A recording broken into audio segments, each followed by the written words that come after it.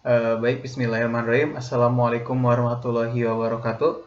Perkenalkan, nama saya Hanan Sadikin dari kelas 1 Keperawatan Ekstensi. Dan sekarang saya akan melaksanakan pemberian materi atau pengulangan materi dengan pokok bahasan kita, yaitu adalah pengenalan internet dari mata kuliah Sistem Informasi Keperawatan.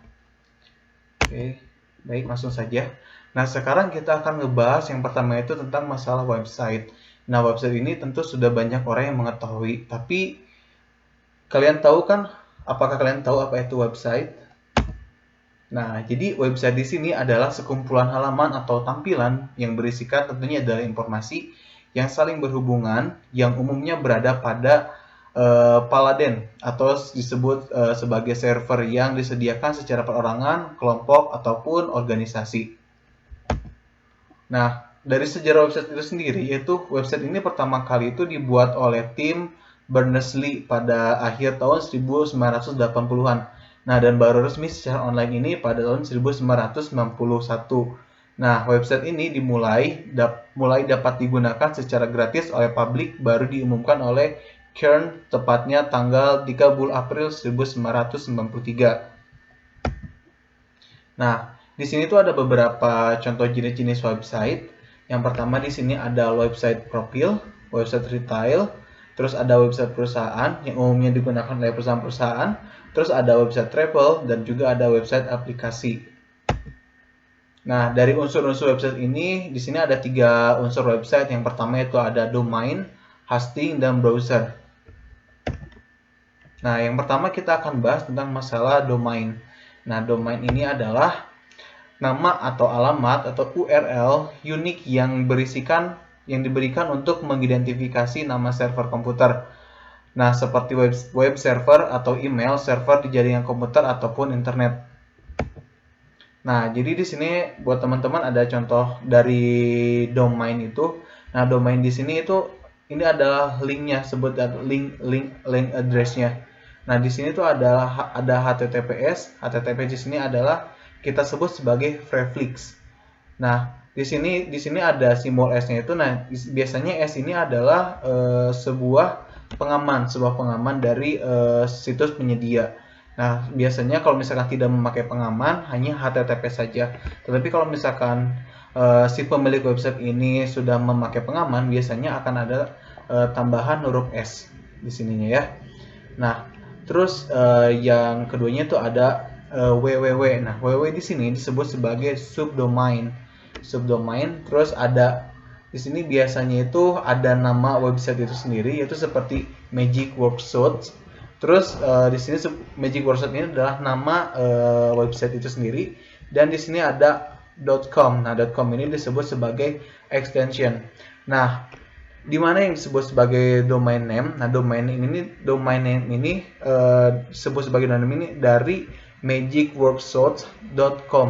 Nah, pada awalnya ini biasanya itu orang-orang kalau misalkan mau mengakses sebuah situs atau mengakses sebuah website, pada zaman dulu itu harus dituliskan secara lengkap dari HTTPS sampai ke .com. Jadi harus ada prefix, subdomain, name, dan juga extensionnya. Jadi harus diketik secara lengkap.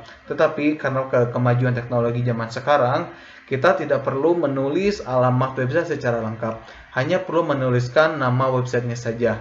Nah, seperti Magic Workshop. Nah, biasanya nanti kalau kita menuliskan Magic Workshop, nanti secara otomatis akan keluar nih beberapa website yang berkaitan dengan Magic Workshop. Nah, tapi kalau misalkan kita mau secara spesifik mau langsung ke situs tersebut, maka kita wajib menuliskannya itu dari prefix sampai extension gitu ya. Pasti nanti akan ketemu secara spesifik. Oke, selanjutnya itu ada hosting. Nah, hosting ini adalah tempat yang dimanfaatkan untuk menampung atau menyimpan semua data yang dibutuhkan sehingga memungkinkan organisasi atau individu menempatkan informasi di internet. Nah, contohnya itu seperti ada HTTP, FTP, email, dan lain-lain ya. Oke, nah di sini ada jenis-jenis layanan hosting yang digunakan pada zaman sekarang. Di sini contohnya itu ada empat layanan hosting. Yang pertama ada third hosting, terus ada Dedicated Hosting, ada VPS atau Virtual Private Server, dan ada Colocation Server. Nah, di sini contohnya itu ada server hosting. Nah, ini ada contohnya seperti ini. Nah, terus ada decided atau rental server. Terus ada VPS atau Virtual Private Server. Nah, jadi ini misalkan satu CPU untuk satu komputer seperti itu. Jadi ada jadi di sini tuh ada server utama, yang dimana server utama ini nanti akan dibagi-bagi lagi menjadi server virtual 1, server virtual 2, dan server virtual 3. Tapi yang utamanya server itu ada di sini. Nah, yang selanjutnya ada Colocation Server. Nah, jadi kayak gini nih, Colocation Server contohnya. Jadi kita bisa menitipkan server kita kepada orang lain gitu. Nah, dari tadi kan kita sudah ngebahas tentang server. Nah, selanjutnya apa itu server? Nah, jadi server ini adalah sebuah sistem komputer yang menyediakan jenis layanan atau service tertentu dalam sebuah jaringan komputer. Nah, jadi contoh-contoh dari jenis-jenis dari layanan server. Yang pertama itu ada file server, mail server, terus ada media server, game server, virtual server, database server, dan proxy server, serta web server. Nah, selanjutnya ada SEO. Nah, SEO ini mungkin sangat asing ya di hal orang-orang banyak, karena tidak banyak orang yang mengetahui tentang SEO ini. Nah, SEO ini adalah singkatan dari Search Engine Optimization.